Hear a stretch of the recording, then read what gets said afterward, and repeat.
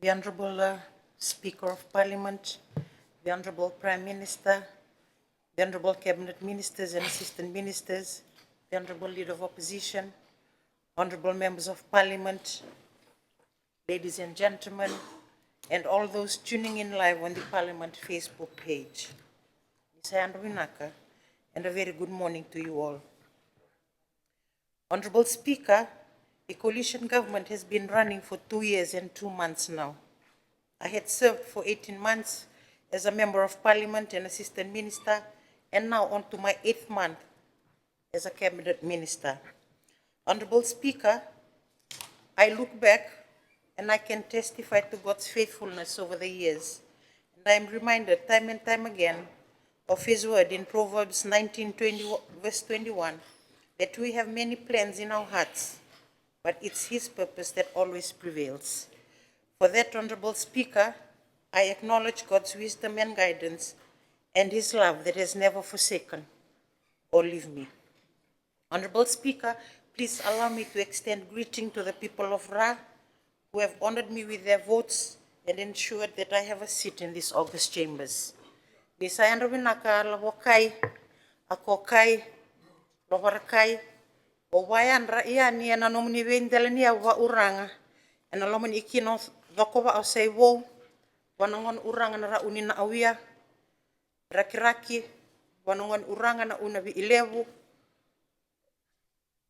nalawa, naidom bidimbidi wanangon uranga na uinalawa. Na kor umbu, walileve na kor umbu wanangon sau. Honorable Speaker, I would also like to acknowledge my maternal ties in the Vanua Nangorwarua and the Vanua Loa, and all those that I might have failed to acknowledge but have invested their confidence in me. Honorable Speaker, I would also like to thank my family and extended family for their endless support and prayerful hearts. To my dear husband and my beloved children, thank you for journeying with me and for bearing with me. What an experience it has been for us. Honorable Speaker, I rise today with a profound sense of responsibility to respond to the opening address delivered by His Excellency, the President. His words have set a clear direction for our nation's development, calling for transformational leadership, sustainability, and unity. In this journey, the Ministry of Fisheries and Forestry stands ready to play its part in protecting our natural resources, supporting our people, and strengthening our economy. Honorable Speaker, I would also like to thank the Honorable Prime Minister for his foresight and vision for United Fiji, a Fiji that is now seeing a new dawn. Honorable Speaker, our fisheries and forestry sectors are not just economic drivers. They are the lifeblood of our communities, the foundation of our culture, and the key to our environmental and economic sustainability. They provide jobs, put food on our tables, and safeguard our future. It is therefore imperative that our work in these sectors is driven by a commitment to sustainability, prosperity, and resilience. Honorable Speaker, 2024 was a landmark year for the Ministry of Fisheries and Forests, with major policy advancements, legislative reforms, and economic growth. We delivered key milestones to enhance governance, sustainability, and economic growth in our fisheries sector. The National Fisheries Policy of 2024 to 2028 was launched, providing a strategic roadmap for fisheries management, conservation, and industry development.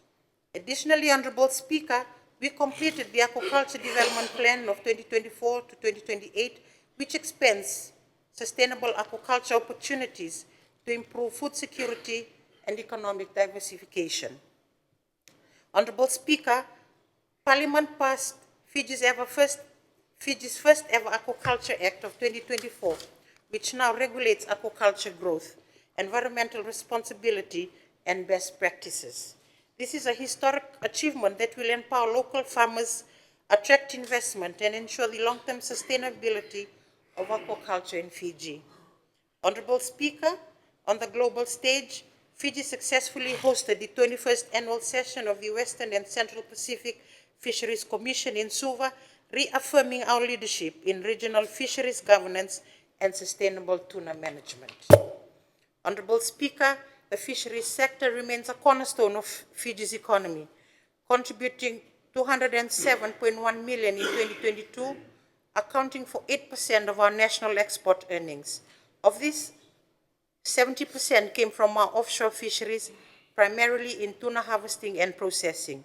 Inshore fisheries contributed 25%, while aquaculture, though still emerging, accounted for 5%. These figures, Honorable Speaker, demonstrate the significant economic role of fisheries in supporting the livelihoods of thousands of Fijians, particularly in coastal and rural communities. Honorable Speaker, in the forestry sector, we have made remarkable progress. In Kandavu, the Vanua Waikatakata benefited from over 500,000 in income, earned through a successful three-way partnership between the government, Fiji Pine Limited, and local landowners. This initiative not only created economic opportunities, but also demonstrated the power of sustainable forest management in delivering tangible benefits to communities. Honorable Speaker, the Nandaribatu Community-Based Forest Park that was recently opened represents a model for ecotourism and environmental protection, generating income while promoting awareness of nature conservation. Honorable Speaker, we also refreshed our strategic development plan, ensuring an alignment with national priorities and focusing on sustainable forest management, forest landscape restoration, and expanding economic opportunities for landowners and communities. Honorable Speaker, the National Tree Planting Program is now in its sixth year, with over 19 million trees and mangroves planted across 16,500 hectares. This brings us closer to our national target of 30 million trees in 15 years. Furthermore, Honorable Speaker, biodiversity conservation efforts have been strengthened with 10,000 seedlings ready for planting in forestry nurseries.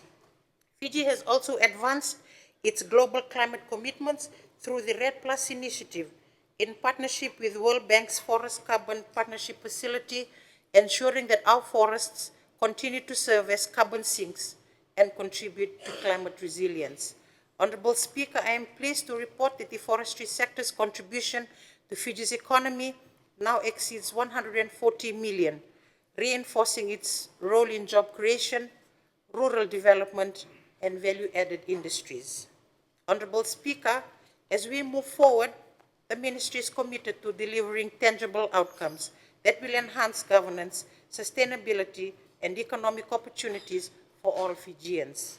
Honorable Speaker, in fisheries, we will continue to implement the National Fisheries Policy and the Aquaculture Development Plan, ensuring continued growth in the sector. We are currently reviewing the Inshore Fisheries Management Bill and the Offshore Fisheries Management Act of 2012 to address the emerging needs of the fishery and to strengthen coastal fisheries governance, compliance, and sustainable management. We hope that one or both of these two legislations will be finalized and passed in Parliament this year, considering its importance to our coastal communities, the industry, and Fiji's economy. Honorable Speaker, additionally, the aquaculture regulations of 2025 will be finalized soon, providing a clear regulatory framework for businesses. Honorable Speaker, later in October this year, Fiji will host the Pacific Tuna Forum, bringing together global industry leaders to advance innovation and sustainability in the tuna industry. Honorable Speaker, in forestry, we will finalize the review of the Forest Act of 1992 soon and table it in Parliament for endorsing, ensuring our laws reflect modern forestry management principles. Our efforts to increase protected areas will see forest reserves expand from 17 to 19, securing 17% of our landmass for conservation. Honorable Speaker, we will also restore 50,000 acres of mangrove ecosystems, protecting coastal communities and enhancing biodiversity. Honorable Speaker, the Ministry is also assisting in work related to the review of the mahogany legislations, namely the Mahogany Industry Act of 2010 and the Mahogany Industry Licensing and Branding Act of 2011. This is also an important piece of legislation that will be reviewed and structured to capture the best interest of our land-owning units, our people, and the industry as a whole. Furthermore, Honorable Speaker, we are committed to increasing employment opportunities in the forestry sector by supporting women and youth-led businesses, ensuring inclusive economic growth. Honorable Speaker, the Ministry of Fisheries and Forestry remains steadfast in its commitment to sustainable development. We will continue to empower local communities through resource management programs, capacity building initiatives, and economic development opportunities. We will strengthen enforcement and compliance mechanisms to combat illegal, unreported, and unregulated fishing and unsustainable logging.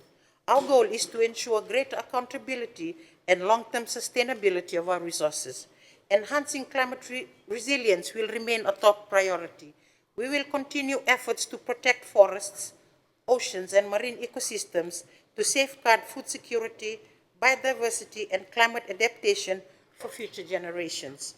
Honorable Speaker, my staff and I will work towards fostering economic growth by unlocking new value-added opportunities in both fisheries and forestry, ensuring more Fijians benefit from these industries.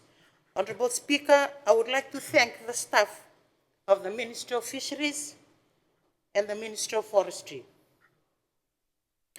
All these achievements would not have been possible without their hard work, perseverance, and team effort. Honorable Speaker, His Excellency has reminded us of the importance of unity, sustainability, and responsible leadership. The Ministry of Fisheries and Forestry stands ready to deliver on this vision. We will ensure that our oceans and forests are managed wisely. We will support sustainable livelihoods, and we will secure a prosperous, inclusive, and climate resilient future for all Fijians. As we embark on the 2025 legislative session, let us work together.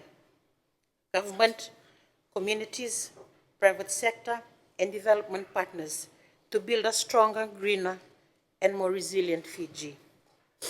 Honorable Speaker, before I take my seat, I would like to wish my children's paternal grandfather, Alitia Bainivalu, a very happy 70th birthday. Honorable Speaker, I thank you for the opportunity to speak on the motion before the House. May God bless us all, and may God bless Fiji. Nakasaka.